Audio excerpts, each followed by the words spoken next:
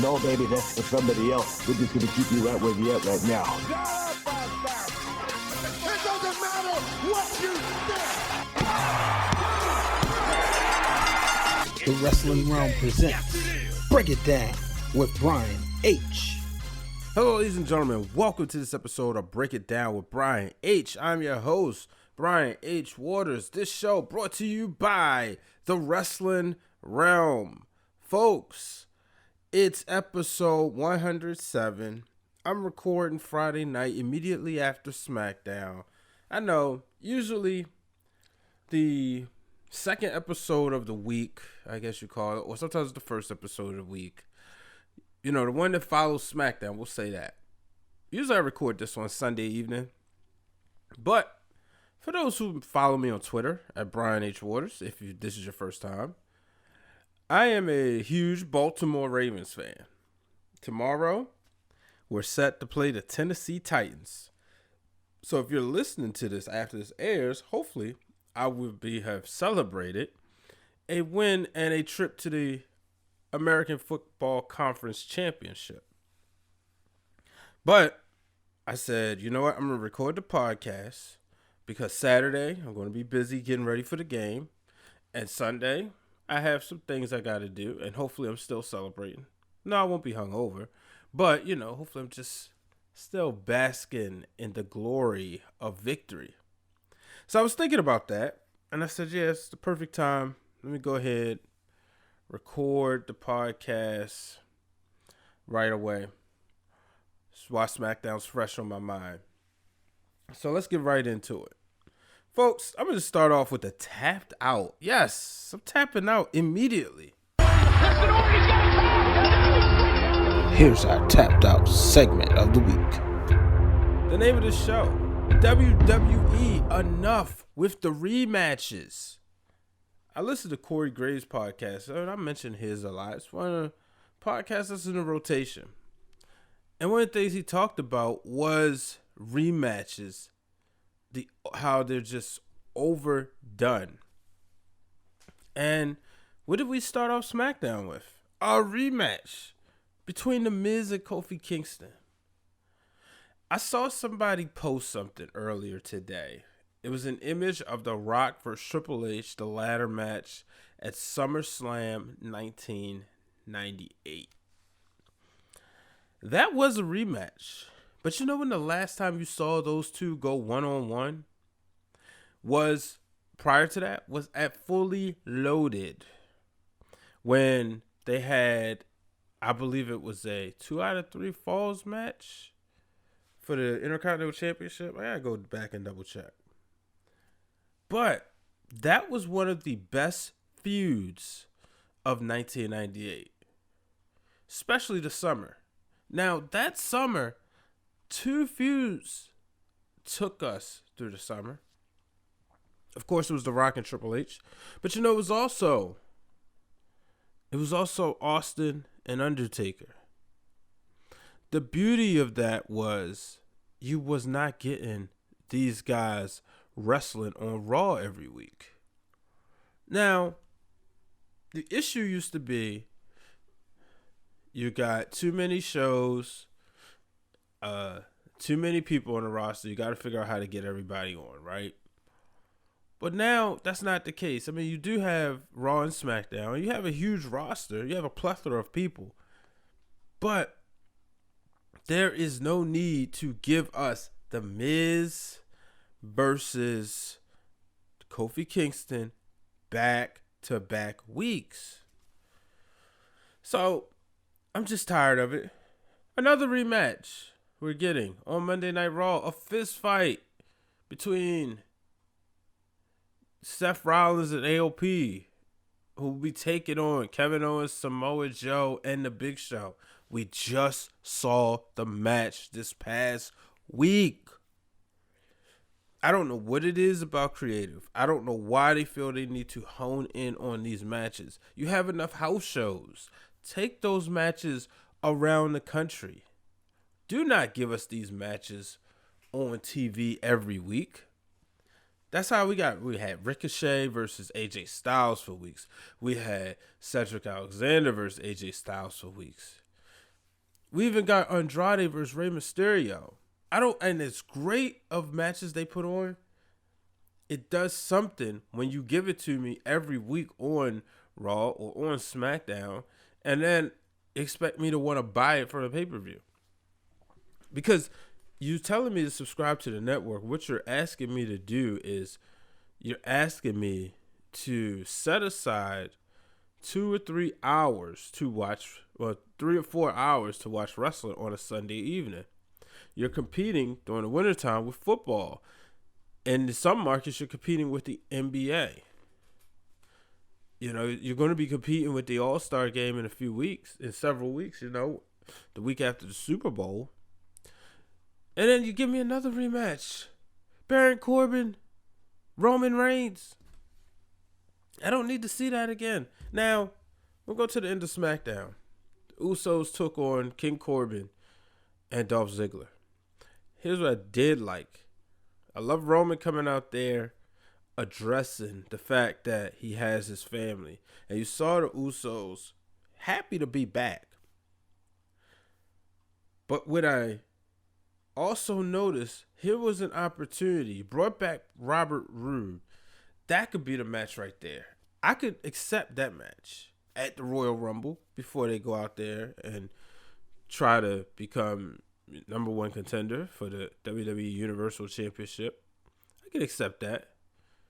But to give me Roman Reigns and Baron Corbin again for the 80 millionth time, unacceptable. Just totally unacceptable, folks. So, no, I am not a fan of that.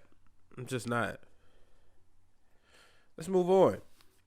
Mandy Rose, Alexa Bliss. Hey, this is another rematch, I believe. Nonetheless, every week we're starting to see Mandy Rose. Now, I'm glad they kind of got away from that whole thing with her and Sonya possibly splitting up. But Mandy Rose would give Otis a cake. Now, I like that they gave us something different. Otis' music hit. He comes out there. Instead of doing the typical thing of Otis costing Mandy the match as he was trying to be nice and say thank you, he came out there. Mandy took advantage of Alexa Bliss being distracted, and that's when she secured the win. While that time, Otis was sitting up there, you know, kind of licking his lips. Now you saw Sonya Deville kind of look disgusted. Maybe right here, I know she whined, and they whined about the lesbian angle. Perhaps there's a jealousy angle coming where Sonya is going to want Mandy and Otis is going to want Mandy, and maybe they're going to play tug of war. Maybe that's going to happen. I don't know. I wouldn't be mad. It'd be interesting to see. I don't think you need to do it, but, you know, that's what they wanted to do, so let's see what happens. Another guy, let's talk about him. I meant to bring this up earlier when I was talking about The Miz and Kofi Kingston. John Morrison, folks. He's back. And he told the crowd that he was disappointed because they was disrespecting one of his good friends in The Miz. And he cost Kofi Kingston the match. Next week, we're going to get Morrison versus Big E. I tweeted that Morrison still has that mid-card music. You look at Drew McIntyre. McIntyre was of the low of the low of the low. He was a member of the three-man band. And I bet you don't remember that. Because when he came back, he was a completely different person.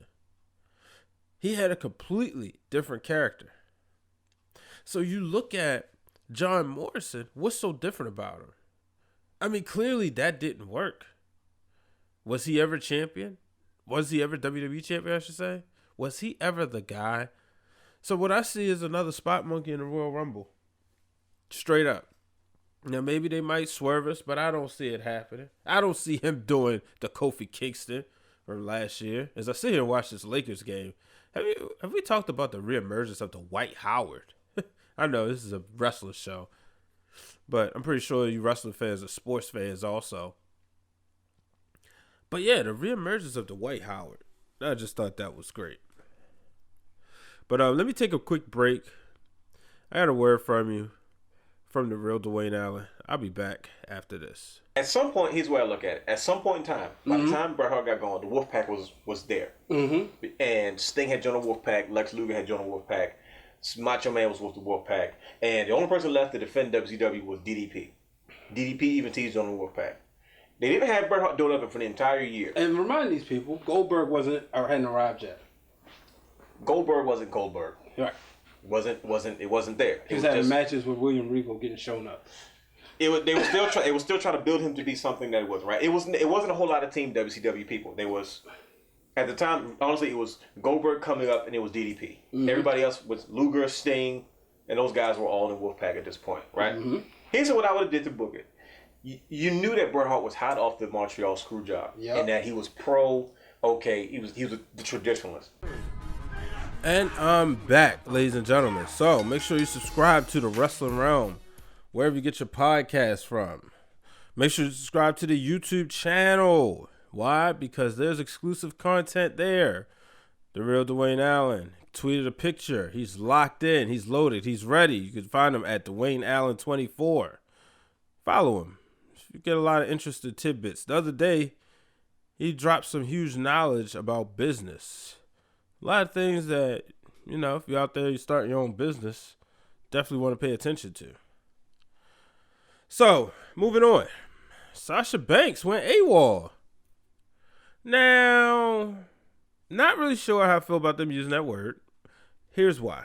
I personally don't have a problem with it, but I know you internet trolls out there.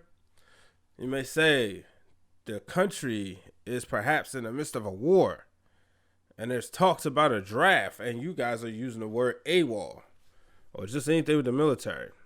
No. But nonetheless, Sasha was supposed to take on Lacey Evans. A match that really should be saved for the Royal Rumble, in my opinion. Unless, I guess they're trying to hotshot her to Bayley. Or maybe it's not necessarily a hotshot. But it's just a match I thought should be saved for the Royal Rumble. But she wasn't there. She's working on her rap album. And because she's working on her rap album, Bayley said, don't worry about it. But then she said, she was challenged, and then she made a reference about Lacey Evans' child. And when she did that, that would lead to Lacey Evans coming out there, and that would lead to a huge brawl between the two. Had a huge brawl. Well, not really a huge brawl, but, she got beat up in the back, and Lacey got the better of her, and then Bayley got away. I like this. I'm glad they didn't force feed us Dana Brooke this week. I know. I was a fan, but I'm just saying. Just glad they didn't force feed it. But I do like the fact that they're doing something to make this relevant. I just don't want to see Sasha and Bayley. I don't know how many times I got to reiterate that. I don't want to see it right now. Let me keep them two apart. Keep them two together. Do not force a matchup between those two. But I do think that this is something good that I hope a lot of people are giving, the just due and the respect to this story, because it's not bad. You got Lacey Evans, you got Bayley. I love Bayley as a heel. This is something I've been waiting for. And I love the fact that Sasha Banks wasn't there. She's constantly reminding you that she's rich, and she's doing a lot of heel moves. She's annoying the mess out of you. So, shout out to my boy JB. I was on his show. He's getting ready for, it's like I say, he's getting ready for the playoffs down here. And he has a sports show, and they call it Best in the World Sports. So I was on there. We talked some Ravens. But before we did that, and I'm going to have him on here to talk some wrestling one day, Jonathan Brown. Make sure you give him a follow at JLB from DVM. Make sure you give him a follow, folks. Yeah, we was talking about Sasha and Bianca Belair, and he was telling me how Sasha was now, Bianca Belair was now his new wrestling crush. So it was pretty cool. Now, it was interesting to see her the other night on WWE, well, I should say NXT, that she is somebody that I want to see her and Rhea Ripley have a huge story. And I want to see them, but I want to see her take the title from her. I know Ripley had a good run and a huge build up, but I don't think she needs to hold the belt for a whole year. I think a 3-month run would be fine. Let Bianca Belair take it from her. Maybe she get it back, or maybe promote her to the main roster. Either way, let's get that feud going. And don't give us the matches for free. Maybe that's the difference. Maybe because they look at it like, okay, well, people aren't paying $60 for the pay-per-views anymore, so it's not necessarily a stress not to have those matches. But here's the thing. There was a time, like I said, when you had to look forward. And like I said, the title of this show is WWE Enough with the Rematches. But there was a time and place when you look forward to having these matches. I'm looking right now, and I have over 200 wrestling DVDs and Blu-rays. And on those DVDs, especially the pay-per-view ones, there was times where if I wanted to look at a match between two wrestlers, I had to put in that DVD. How many times did we see Austin take on The Rock on Raw? How many times did we see Mick Foley and Triple H wrestle on Raw when it was during the height of that feud? Or Mankind and Undertaker on Raw, period. So, but, like I said, Sasha Banks and Lacey Evans, I love what they did right here. I do think we're going to get Bayley and Lacey Evans at the pay-per-view, and I'm fine with that. And to be honest with you, I'm fine with either result. I'm not one that don't think Lacey Evans should be champion. I think maybe, who knows? They may ride the USA wave depending on what happens in real life. Now I got a question. Why is Sheamus concerned about Shorty G?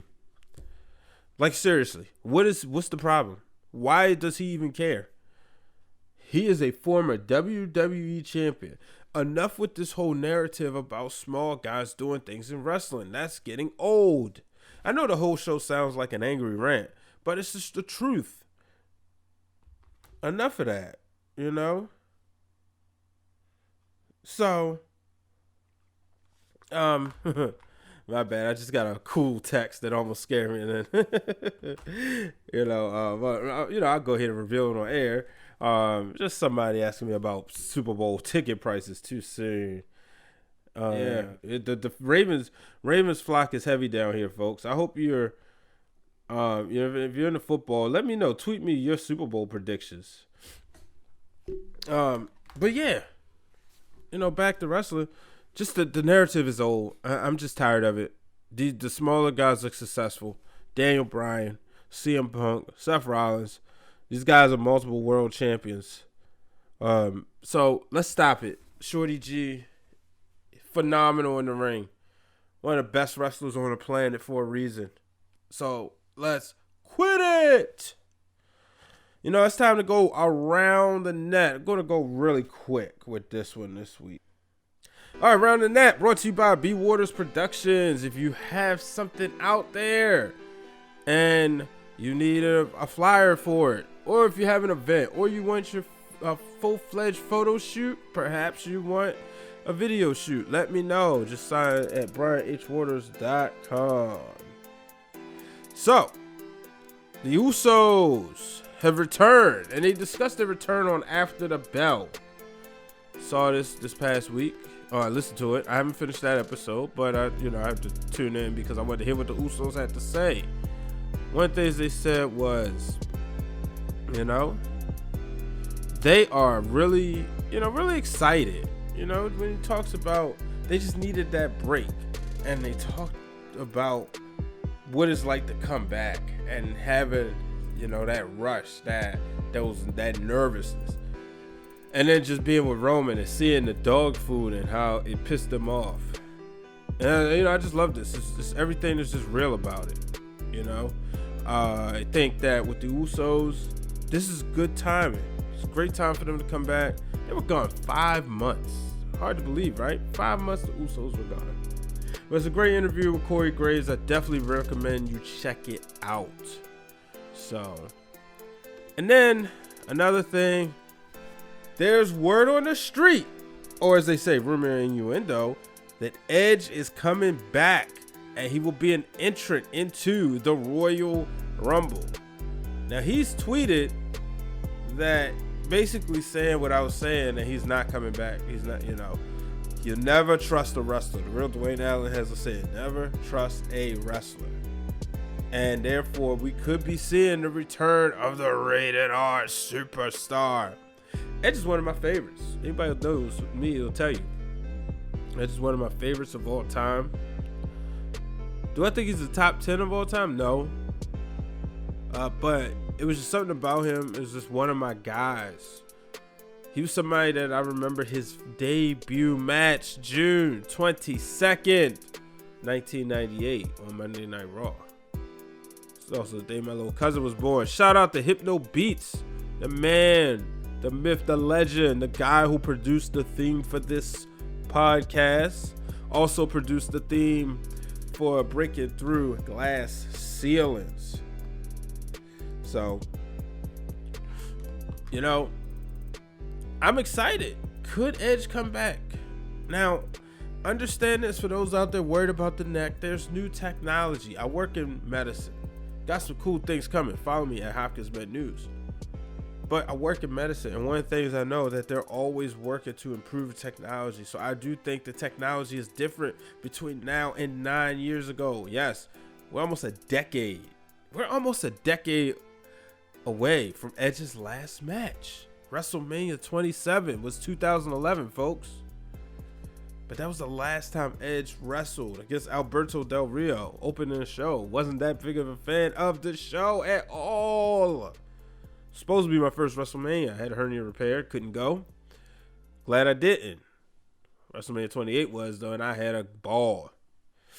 But now, it's time for Wrestling for the Culture. It's time for Wrestling for the Culture, where we take a look inside to see what the wrestlers of color have been doing this week.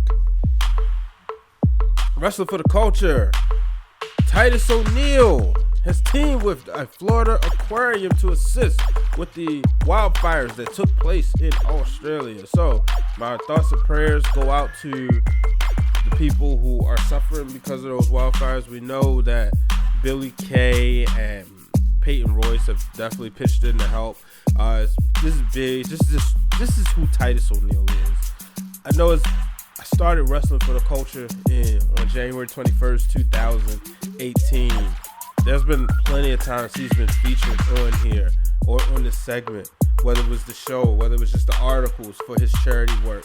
And this is just something else. I mean, I just thank God for people like Titus O'Neil, bottom line. I thank God for Titus O'Neil, I should say. Moving on, let's get to the ring and some in-ring action. Reverend Ron Hunt is the new Rockstar Pro Amped Champion. This is presented to you by Black Gold, brought to you by the Black Wrestling Alliance. Shout out to my boy Adrian Dazzle doing his thing over there. He also has a new show, so make sure you check that out on the Black Wrestling Alliance IG page. But yeah, Reverend Ron Hunt is the new Rockstar Pro Amp Champion. David Ali is the new Southern Fried Championship Wrestling Classics Champion. Not gonna lie, I thought when I read that it said Southern Fried Chicken Champion. I just did. I'm keeping it real, folks. Moving on, Culture Inc.'s Eli Knight and Malik Bozity, please correct me if I'm wrong, are the new Pro Wrestling 2.0 Tag Team Champions. Congratulations, Culture Inc. doing their thing. And then rounding it out, Snoop Strikes, a.k.a. Major League Wrestlers Cotto Brazil, kicked off this year by winning the United States Wrestling Alliance 2020 Don Curtis Memorial Cup. I tried to emulate my inner Larry Legend. Shout out to Larry. Good buddy of mine. Ring announcer, CZW Hall of Famer. This guy out there. Just one of the best ring announcers on the planet. When I first first two Maryland Championship Wrestling was now called MCW Pro Wrestling. But the first two shows I attended, I remember I used to always hear him say, the Shane Shamrock Memorial Cup. So, going also on Wrestling for the Culture, just to give a quick shout out to my good friend Amber Rodriguez. As you see, she was on here earlier this year, and just want to let you know, just follow her. You know, she has posted her schedule, and I'll just give some quick listings. January 17th, she's at Lost of Art Wrestling. January 25th, she's at Elevate Pro. February 1st, New South Pro Wrestling. So make sure you check that out. I know that I have, we've been working together on some things. She's, I've helped her with social media pages. And I believe that I will be in New Orleans. I know I'll be in New Orleans at the end of the month. I do believe that perhaps we may be able to link up because she said Elevate Pro is down in Louisiana. So be sure to check out social media pages because there will be pictures. But ladies and gentlemen, that's going to do it for this edition of Wrestling for the Culture. And this edition of Break It Down with Brian H. Make sure you subscribe to the show. Drop me a 5-star rating. That's all I ask for. I'm not charging you anything. I can't charge you for media. You're giving me your time. So I thank you for that. I thank you for taking time to listen to the show. So just give me a 5-star. Hit the like and subscribe and turn the bell notifications on YouTube. I appreciate that. Till the next time, I'm Brian H. Waters, and I'm going to just end this show with a big trust. Whoop, whoop. So long, everybody.